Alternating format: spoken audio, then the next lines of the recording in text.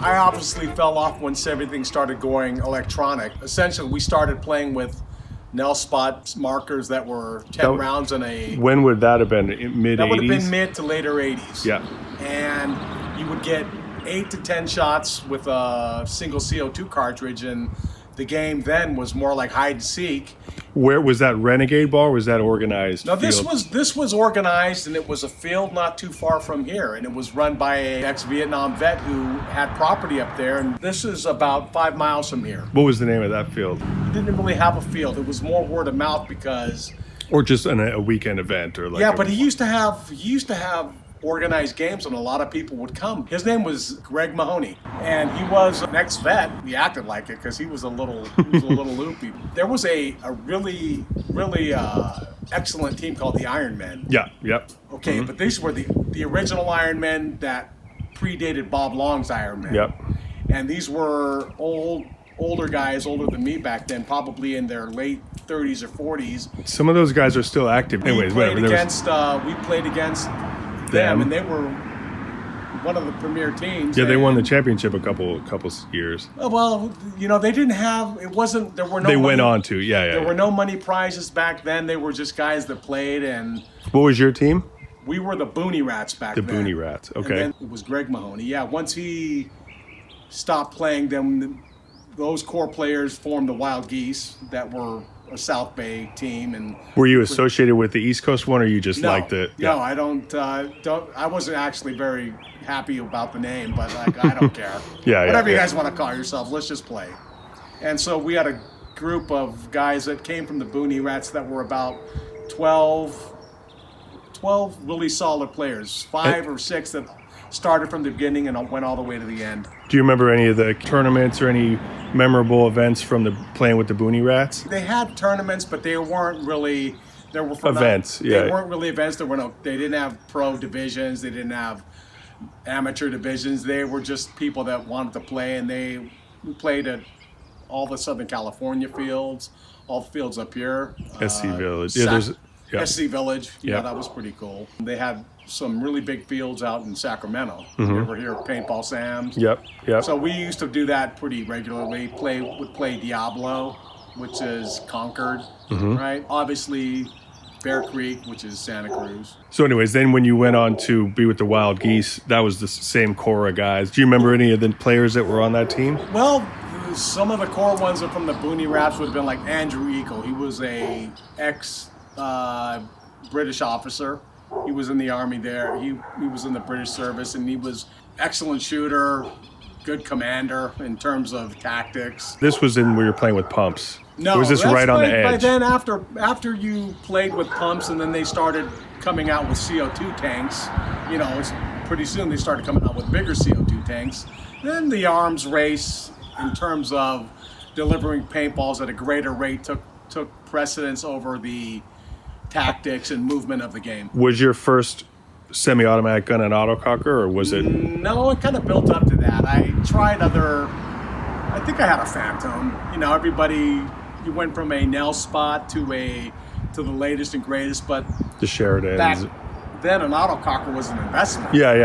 It wasn't cheap, and plus I had a young family, and my wife wasn't real happy. Like, you want to pay how much? We need diapers. We need this. So I'm like, oh, okay. Once I started shooting with an autococker, that was especially you get a tuned one, and then again, like we were speaking about, I met Vu. So you said you got this one off Smart's Parts. Yeah. Was it green when you got it initially? No, much like a car. Well, it runs fine. Yeah. Oh, they do. Why do you need to do that? Why do you need to do anything to the engine? Why do you need to do... Did you have Desert Fox do all the anodizing? No, I went to a plating shop in Santa Clara. I forgot how I got... PK was one down there. PK. Yeah, I forgot who actually did the plating, but Desert Fox did all of the mods on it. And when tuned correctly, again... He did all the trigger the frame.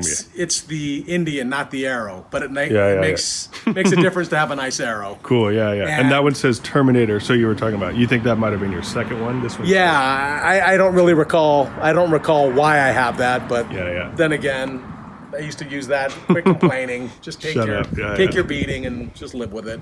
You said you bought that from Smarts Parts, and then you had Desert Fox modify it. Yes.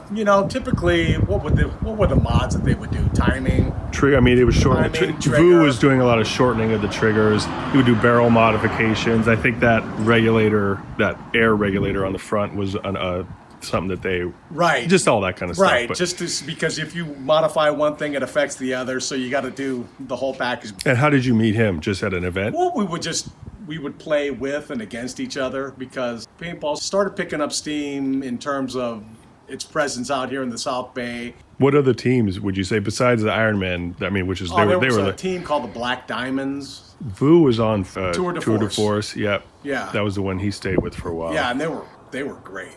Really, I mean, they just if you play together and you know each other's tendencies and you have skill, it's great. All those guys were really fast. Well, that's the thing. Like they had movement, and we had some guys that were movement, but a lot of guys like, man, you're not going to be able to make that run. And we were older, plus they were younger. So Tour, Iron Man, and then you were the Geese, and then what other? Let me see. There was another local shop. What was the guy's name? Chuck Hench. Hench rings a bell. Chuck Hench, and they had I forgot. I think he was Black Diamonds. Okay. And my best friend used to play with them, but we always would end up playing together. When you started playing professionally, essentially you had to win. You weren't making any money. You were getting your gear paid for. Sponsorship, Basically sponsorship. It still would cost you money to play professionally, but it's a time commitment. Right.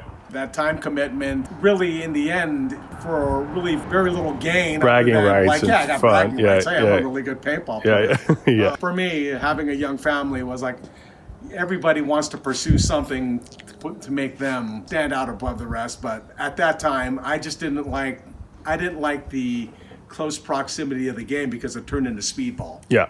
You're having games every 15 minutes. And that was later 90s. Yeah. Once I started to see that transition, it started to lack its fun because it had like 13-year-olds playing. I'm like, I can't shoot that little kid. He's going to cry. Yeah. And after that, and I would see mothers come bring their sons and get them all geared up. I'm like, gosh, I had to work really hard to get all this.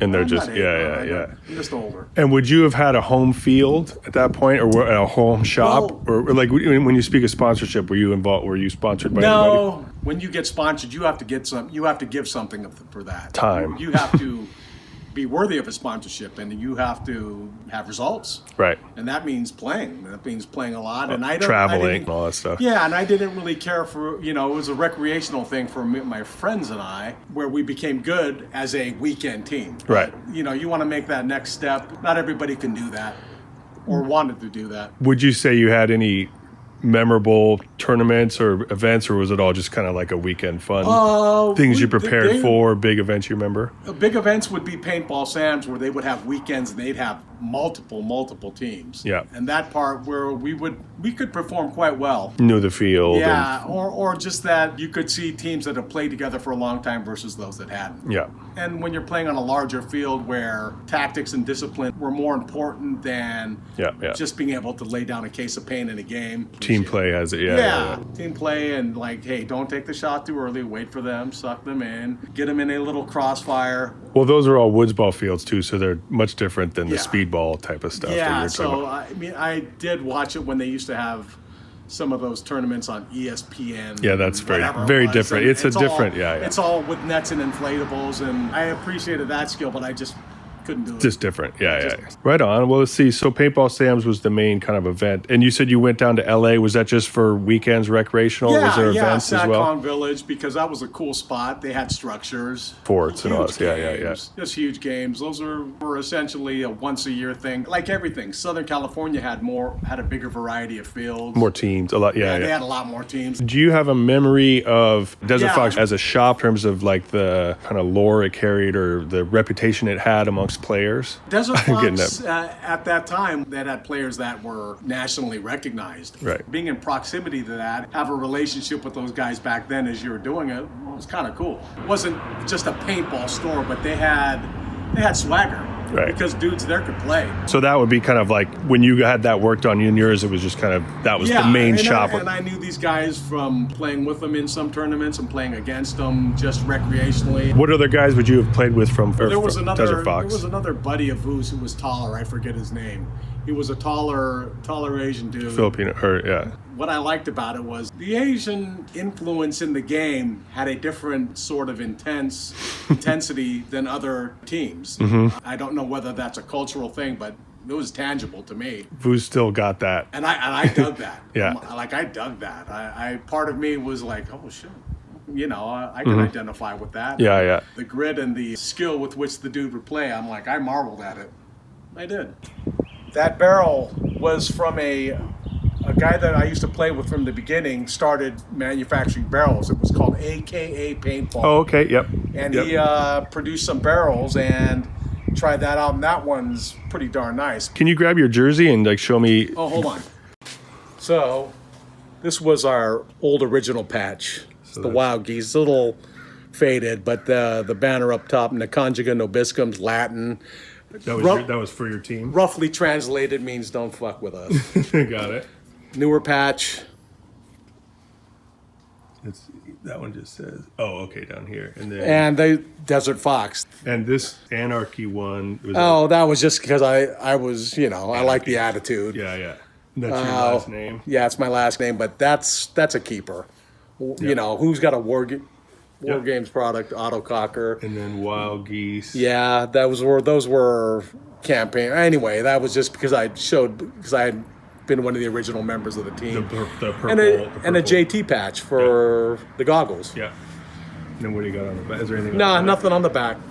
So then you got the two Wild Geese. Was that like was there two generations of it? No, there kind of was, but we decided to upgrade the patch. I forget when, because this one became a little difficult to see, I suppose. Yeah. It's a little washed out. Cool. That's cool. Yeah, right on. That's awesome. That's really cool that you saved that. That's a cool patch. You only get one if you go buy a $480 gun. Cool. Thank you.